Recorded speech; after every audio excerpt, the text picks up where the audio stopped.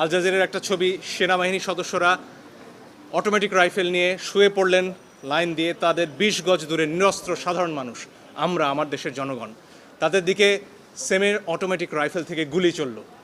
এর দৃশ্য দেখার পরে আসলে বাসায় বসে থাকার কারো কোনো সুযোগ নেই। আমাদের যার যার অবস্থান থেকে প্রতিবাদ করতে হবে, এবং একজন আইনজীবী হিসেবে সেই কাজটি করার জন্য আজকে আমরা আদালতে এসেছি। আমরা আদালতে বলেছি নিরস্ত্র প্রতিবাদকারীদের উপরে গুলি চলতে পারে না, যেটিকে ইংরেজিতে লাইভ রাউন্ড বলা হয়, সেটি করার কোনো সুযোগ নেই। আর অনেক ভিডিও আপনারা দেখেছেন, একটি কিশোর 4তলা একটা নির্মাণাধীন ভবন থেকে সে ঝুলে রয়েছে, তার কিচ্ছু করার উপায় নেই, ওই অবস্থায় তার ওপর গুলি চলেছে অনেকবার।